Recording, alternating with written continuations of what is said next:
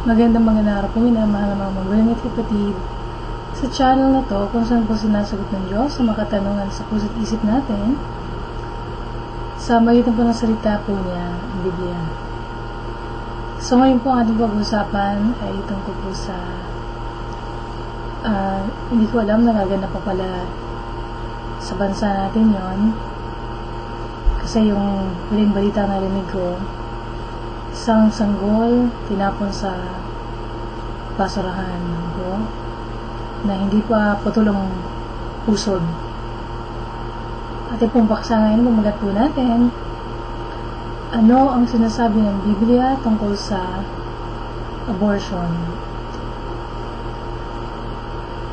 So, hindi po question ang karapatan po ng isang babae sa katawan niya pagdating po sa abortion.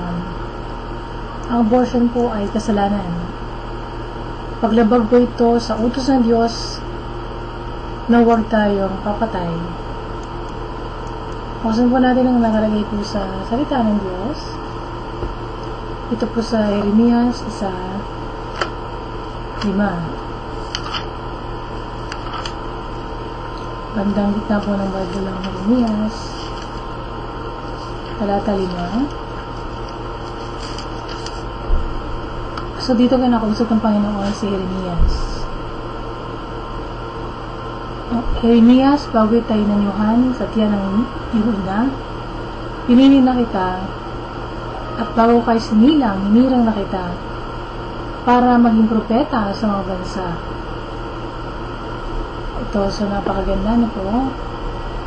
Kilala na po tayo ng Diyos bago pa niya tayo hinubog o binuo sa sinapupunan ng ina po natin. Punta naman po natin ang nakalagay sa Salmo 119, talata 13.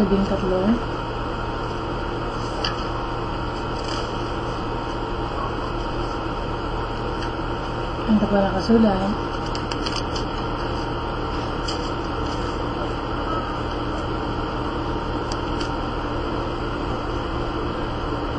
Kilala niyo ako dahil kayo ang lumikha sa akin. Kayo ang humugi sa akin sa tiyan ng aking ina. So makita po natin ang papel po ng Diyos sa paglikha at pagbuo po sa atin sa sinapupunan. Pumunta naman tayo sa Exodus 21, 22. Ito po yung isa sa mga aklat ni Moses. Sabi ito, kung may nag-aaway at nasaktan ang isang buntis at nanganak ito nang wala pa sa oras, pero walang masamang nangyari sa kanya, pagbabayarin ang nakasakit ayon sa halagang hinihingi ng asawa at pinayagan ng hukom. Yan.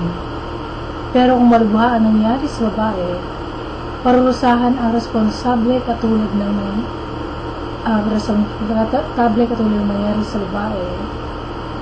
Kung mamatay ang babae, papatayin din siya. Yan. Hanggang talata lang po din pala yun. Kung mabulag ang babae, bubulagin din siya. Kung mabungi ang ngipin nito, bubungi din siya. Kung mabali ang kamay o paa, babaliin din ang kanyang kamay o paa. Okay. Kung napaso, papasuhin din siya. Kung nasugatan, susugatan din siya. Kung nagalusan, gagalusan din siya.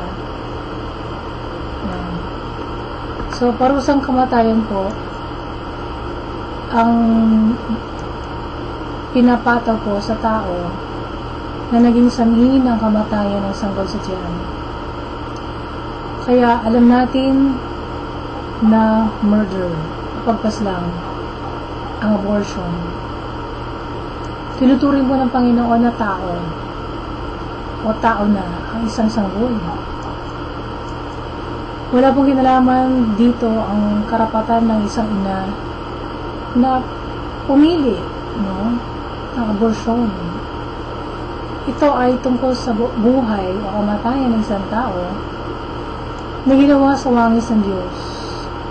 Nakalagay po sa Genesis 1:26 hanggang 27 at saka sa Genesis 6:6 na tayo pong lahat ay ginawa ng Diyos sa wangis po niya. Isa sa mga argumento po laban sa paninindigan natin laban sa abortion, ang mga kaso po ng panggagahasa at incest o yung relasyon ng magkamag-anak ito, relasyon sexual. Hindi po sagot ang pagpatay sa sanggol kung na-rape po tayo, kung naging biktima tayo ng incest. Gagamitin ba natin ang mali para itama ang isa pang mali? Kung ayaw po natin ng bata, o hindi natin kayang palakihin ang anak dahil na-rape tayo o biktima tayo ng incest, pwede po nating ipaampun yung bata. Tama po? Sa isang pamilya na hindi po nagkaanak, walang kasalanan po ang sanggol sa nangyari sa ina o sa kasalanan ng ama. Ang isang pang argumento laban sa panindigan natin laban sa abortion, ang kalagayan ng ina. Paano po kung nalalagay sa panganib ang buhay ng ina? Ang tanong na ito po ay kailangan ipanalangin. Ang pagpapasya sa mahirap na tanong na ito ay nasa ama, ina, at sa Diyos. Humingi po tayo ng karunungan sa Diyos. Pagtiwala po tayo sa Panginoon na mapaghimala.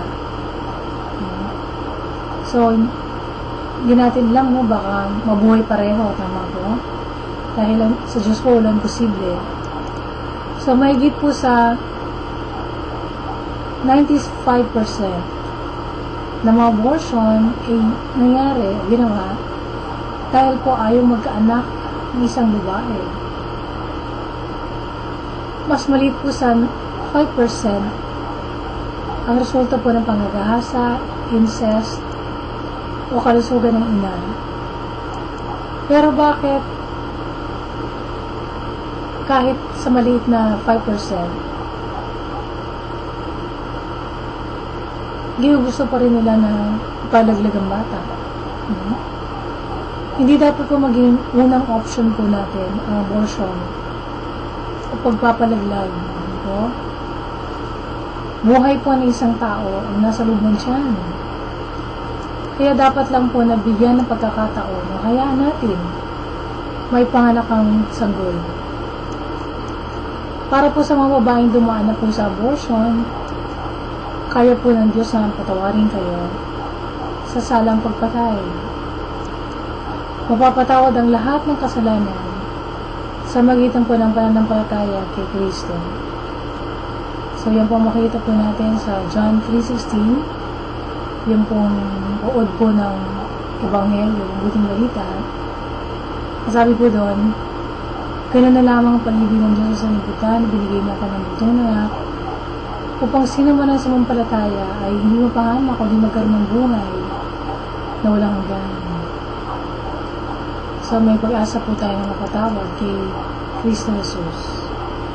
Sa Roma 8:1 nakalagay, wala na pong condemnation. Hindi na po makahatulan ang mga na kay Kristo Jesus. At sa Colosas 1:14, buksan po natin doon. At yung mga banal na kasulatan. Sa Colosas 1,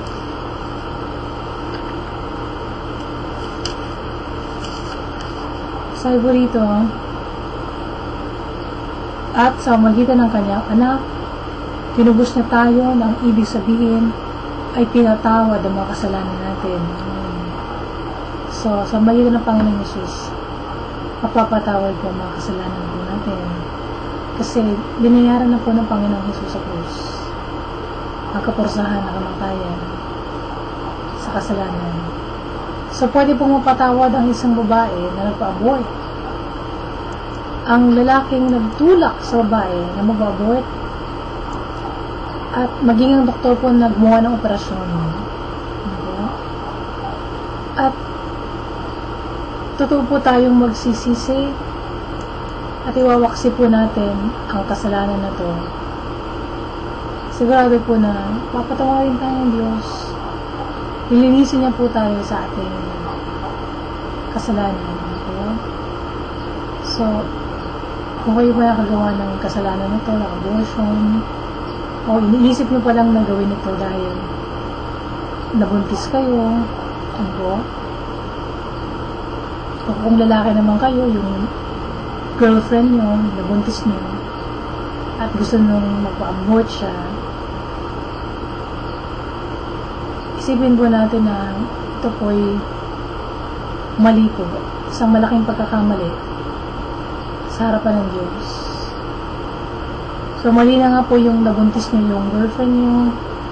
Mali na po nga yung nabuntisan kayo dahil hindi mo kayo mag-asawa. Pero, huwag na po natin dagdagan yung pagkakamali natin sa magitan po ng pagpapalaglag ng bata. Okay?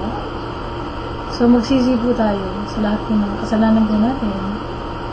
Kung gusto natin magkaroon po ng maayos na relasyon sa Diyos na buhay, sa Diyos na banal, at makatarungan sa lahat. So, ngayon po binigyan po kayo ng chance ng Panginoon na itama po ang inyong puso sa Kanya. Magsisi na po tayo, ibig sabihin, talikdan na po natin makasalanan natin at gawin nating tagapagligtas at Panginoon sa Jesucristo na ating buhay para tayo maging tunay na Kristiyano, maging anak ng Diyos at mapabilang sa kaharian po niya. So, i-invite ko po kayo na dumulog po, samahan ako na dumulog sa Panginoon, manalangin po tayo sa Kanya. Hingin po natin nagkasala tayo at paghariin po natin si Jesucristo sa buhay po natin. Sumunod po kayo sa panalangin na to, Lord God. Maraming po salamat, Panginoon. Narinig ko po yung salita, Panginoon, na mali po pala ang pagpapalaglag ng bata at ulit po kasalanan ng pagpatay sa inyong harapan. Panginoon, patawarin niyo po ako, Panginoon. Dahil naisip ko kong gawin ito, o sa inyo po na nakagawa na nito, Lord, patawad po, Panginoon. Dahil napa-abort ko po yung bata, Panginoon. Na ako rin naman po may kasalanan kung bakit nabuong sanggol na to. Patawad o Diyos sa kasalanan nito ng pagpatay sa isang tao, Panginoon. Lord, sa oras na po na ito, pinubusang po ang aking puso. At tinatangka po kayo bilang Panginoon, tagapagligtas na aking buhay. Kayo na po ang maghari. Ako po'y maglilingkod sa inyo, Panginoon. At mabubuhay para sa inyo lamang hanggang sa huling niya. Kayo na rin po maging tagapagligtas na aking buhay. Linisin niyo po ako mula ulang talapakan, mula po sa mga kasalanan ko na ginawa, mula na ako po'y maging tao. Patawad po, Diyos.